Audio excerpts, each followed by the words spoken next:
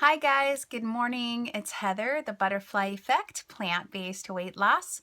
And today is Thursday because I couldn't even make a video yesterday. It was just one of those days when I was so busy. But I wanted to catch you up on things that are going on. And so let's start like, what's up with my weight? So I was kind of surprised because I weighed in yesterday morning and then again today. Um, and I'm still at 141. So I'm at 141 and that didn't change this week. And why I was surprised is I went back to weightlifting and I have been doing my arms and shoulders and like back and core on Monday and Wednesday and Friday. And then today's Thursday. So on Tuesdays and Thursdays, I do my lower body, like my legs and your rump and all that kind of stuff. And I've also started doing things like taking the stairs at work. And so I think maybe that people always say like muscle weighs more than fat, but I don't even think it's that. I think I get a little bit of inflammation and a little bit of fluid retention when I first start weightlifting again. And so I think that's what's probably going on, and I'm not at all worried about it. And I just wanted to talk about that really quick because a couple things confused people last week, and I just wanted to clear it up. One is that I said I was up 15 pounds. And the reason that I said that, and I didn't really explain my math, so people were like, if you're 141, or, even because naked I was 139 or whatever. If you're 141, then you're only up, from the highest from you're only up like 5 or 6 pounds or whatever. But what I was adding in was that they took off 6 pounds of skin when I had the surgery. And so at one point, I was actually down into the 120s. I never really felt it because I didn't weigh right after surgery at all. I never got to see that number on the scale. So it's not like I got that, number and then I went away from it. Um, so I'm just being realistic, but some people thought that I was upset about that, and I'm not at all. When you've weighed almost 440 pounds, like being 140 is not something that upsets me. My clothes still fit, I'm still able to do the things I want to do. My health is good. Like, I have a lot of perspective. And that's another thing when you're dealing with a serious health condition, like the tumors that are guests in my lungs that are on their way out, everything changes your perspective.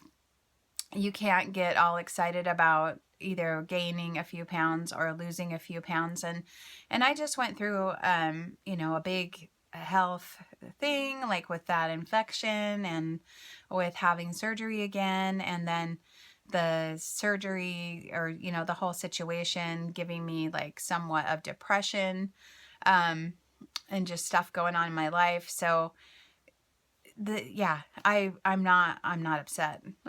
Just to suffice it to say, not at all upset.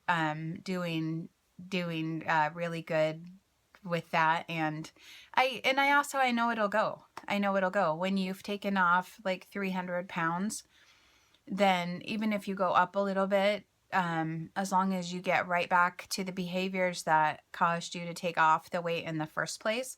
That's why people regain their weight, is they take their foot off the gas, right? They start going back to letting little habits creep in. And my intention is, I'm not going to do that. I've like worked way too hard to let it all come back, and I'm still maintaining that mind frame of I am willing to do whatever it takes to take it off, keep it off.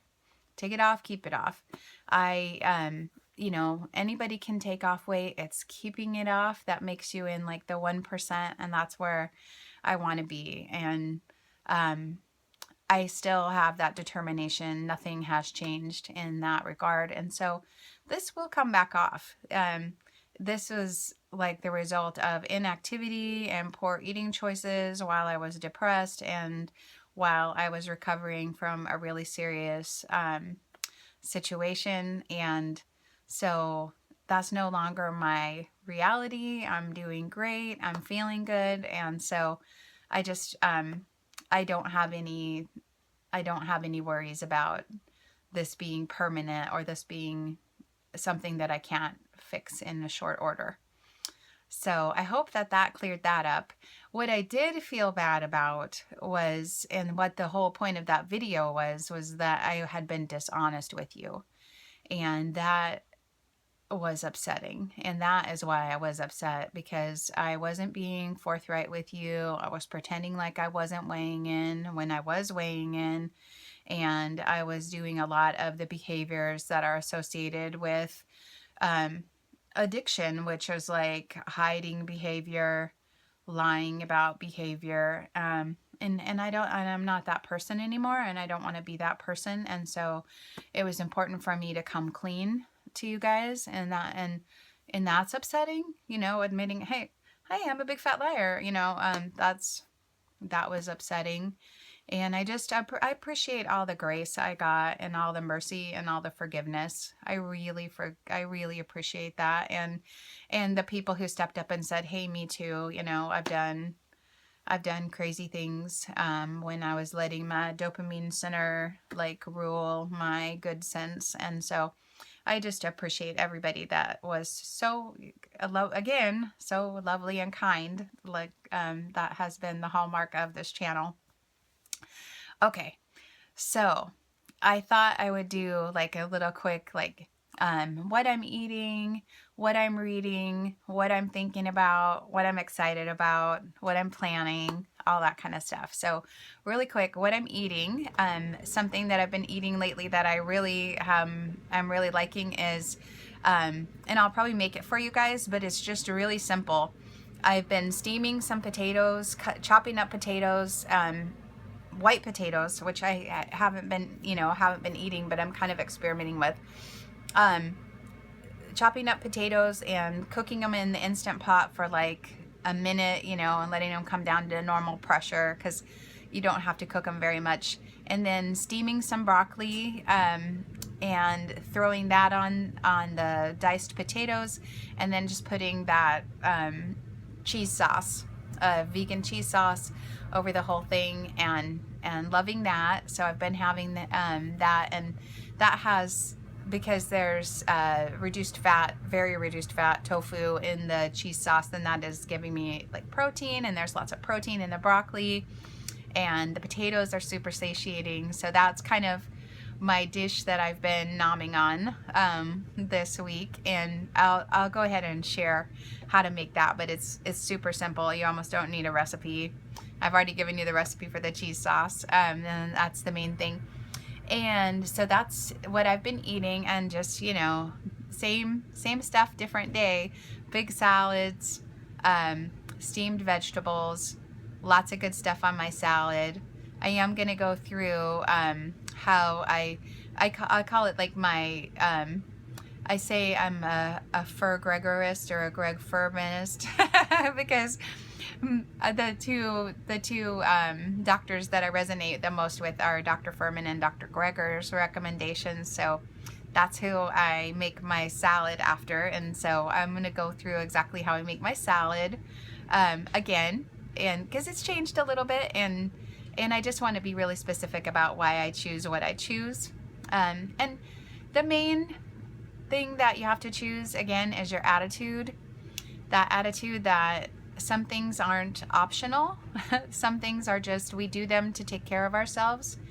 And so it takes it out of that realm of emotion, and it keeps your rational, your rational part of your brain driving the bus and making the good decisions that are going to be for your long-term good health.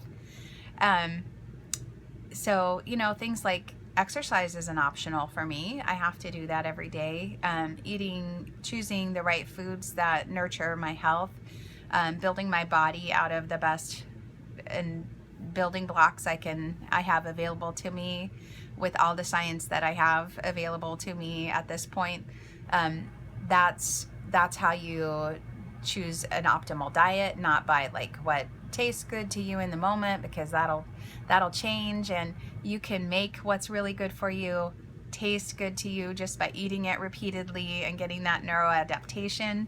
And that's what happened for me. I went from like rack of ribs and Haagen-Dazs to steamed broccoli and kale and delicious salads that taste amazing to me and that I enjoy a lot, but that don't make me crazy, sick, and fat, right? Um, so that's kind of what I'm eating. What I'm reading, a book called Full. I've been reading that, and it's really good. It's from a Christian perspective, but it's a Christian take on food addiction. Although she calls it her first name is Asherita, and she has a hard name. And so anyway, it's a Christian look at food fixation. So she calls it food fixation because it's making food a stronghold, where food has become a stumbling block or an idol, something that we obsess on when we should be putting our attention in a better place, right? And so anyway, that's a book I'm reading. If you want to read along with me, I think it's really great. I have it on audiobook, and I really I like the narrator really well. The voice artist is really good on it too. Sometimes that'll really irritate me because I love Audible books. Let's see. So that's what I'm reading. What I'm excited about is California. It's like 9 days away now. 9 days, California, here I come. I'm so excited, and I'm going to be a guest of a few different opportunities. So I'm going to be speaking at a potluck, at a plant-based SOS UWL friendly potluck in Orange County and Anaheim, and that'll be on Sunday. And then I'm going to Disneyland, and so I'm meeting up with some people there. I'm going to be a guest. I'm excited to be a guest on Chef AJ's show, Healthy Living with Chef AJ. And that'll be on Wednesday. And I'm also going to be around for Weight Loss Wednesday that day. And let's see what else. I'm also going to be going and visiting Sacramento, and going to a plant-based conference there. Oh, we're going to Universal Studios on the 23rd. So all kinds of fun things coming up for me that I'm getting super excited about. And it's kind of a blur and a dream and a and a fun time to be planning and dreaming and thinking about everything. All right, well, I am so sorry this was so late. Things have been just crazy busy for me, but I'm going to make more of an effort to check in with you more often. I hope you are having an awesome day and an awesome week, and I will talk to you soon. Take care.